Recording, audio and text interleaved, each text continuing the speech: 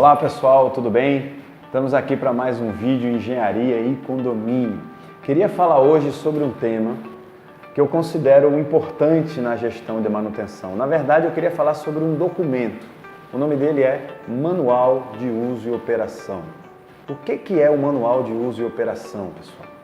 Normas técnicas, especificamente a 14037 e a 15575, desde 1998, isso não é coisa nova, elas recomendam, a 14037 nesse caso, elas recomendam, ou melhor, elas indicam que o construtor deve elaborar um manual de uso e operação, de modo que o síndico e o administrador que recebem uma edificação tenham plena condição de executar a manutenção, o uso e a operação adequada daquele empreendimento.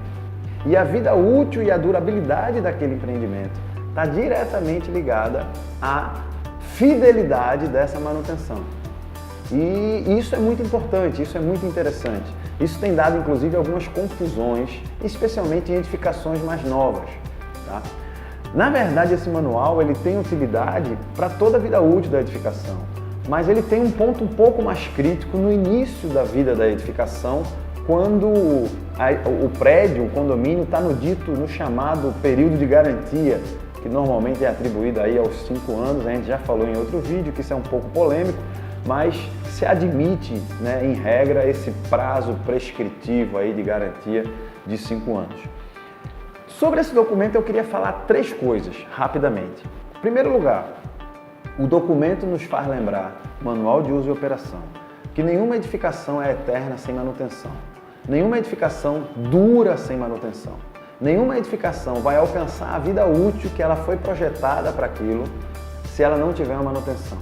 Ou seja, os construtores reclamam, em parte com razão, de que os síndicos e administradores não querem executar manutenção e quer que o prédio funcione perfeitamente, quer que o revestimento funcione perfeitamente, quer que a coberta funcione perfeitamente. Não! A manutenção ela é necessária, os construtores nesse ponto têm razão e deve ser seguido o que está escrito no Manual de Uso e Operação.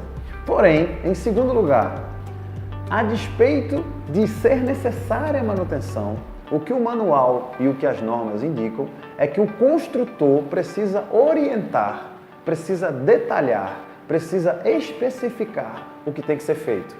A premissa é o seguinte: o administrador, o síndico, ele não é obrigado a saber tudo o que ele precisa fazer para manter a edificação. Ele é obrigado a fazer, mas não a saber o que fazer. Isso é óbvio, é como o nosso carro. Vem lá no nosso manual, o manual do porta-luva do carro, diz que com 10 mil quilômetros a gente vai trocar óleo, filtro de óleo, diz que com não sei quantos quilômetros a gente vai trocar pastilha de freio, não sei quantos quilômetros mais para frente disco de freio. Nós não somos obrigados e nem devemos e nem somos incentivados a decidir o que fazer. Nós somos obrigados a fazer e a orientação vem das montadoras. Na edificação é exatamente a mesma coisa. É preciso existir detalhamento do que precisa ser feito. Se por um lado o síndico precisa fazer, por outro lado a construtora precisa dizer em detalhes o que precisa fazer.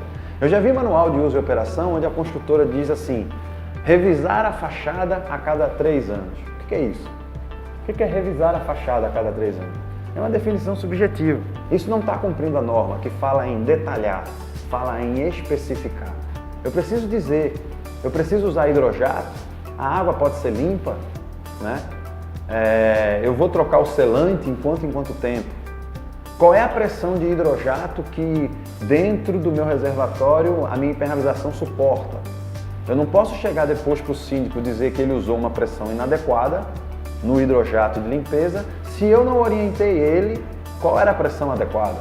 Eu não posso chegar para o síndico e para o administrador dizendo que o piso está manchado porque ele usou um produto químico inadequado, se eu não orientei ele, eu quanto construtor, se eu não orientei ele, qual é o produto químico adequado. Então, a obrigação de um é fazer, a obrigação de outro é dizer e é especificar o que fazer. Em terceiro e último lugar, pessoal, quando existe um problema, precisa haver nexo causal. O fato de não ter sido feita uma determinada manutenção não significa dizer necessariamente que um problema ocorreu pela falta de manutenção. Quando a gente faz uma manutenção corretiva, é porque não existiu pelo menos alguma dessas três coisas. Ou foi mal construído, ou não foi feita a manutenção preventiva adequada, ou acabou a vida útil. Às vezes, mesmo com uma manutenção adequada e tendo sido bem construído, acaba-se a vida útil de um revestimento, de uma impermeabilização, ela tem que ser trocada, ela tem que ser refeita. Isso é normal.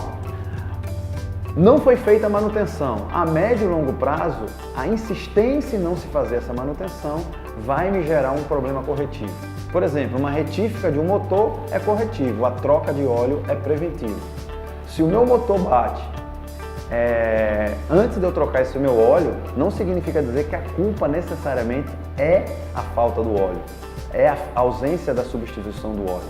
Não é o único motivo de se bater um motor, é um dos principais, mas não é o único motivo. Então precisa existir nexo causal. Então, o terceiro ponto é esse. A manutenção que é de responsabilidade do condomínio é manutenção preventiva, não é corretiva. Ou seja, é aquela manutenção onde se faz quando está tudo bem. É a troca de óleo, é a troca do filtro de óleo. Tá? Não se pode jogar nas costas de um condomínio ações corretivas. Se está necessitando de ação corretiva, é porque algo saiu errado. Não se bota na conta de um condomínio consertar uma fissura, onde uma manutenção preventiva não evitaria. Não se bota na conta de um condomínio consertar uma impermeabilização que está embaixo de um piso, onde eu não tenho acesso a nenhum tipo de manutenção preventiva para evitar que ela acontecesse. Esses procedimentos são de vício construtivo. Pessoal, agradeço a tua atenção, quero continuar te incentivando a mandar sugestão de pauta, tá? Mande sua dúvida, @engenhariaecondomínio.com.br e a gente vai estar aqui daqui a uns 15 dias trazendo um novo vídeo para você e quem sabe a tua dúvida, quem sabe a tua sugestão. Nosso objetivo aqui é te ajudar, então recomendo que você conte com isso. Grande abraço!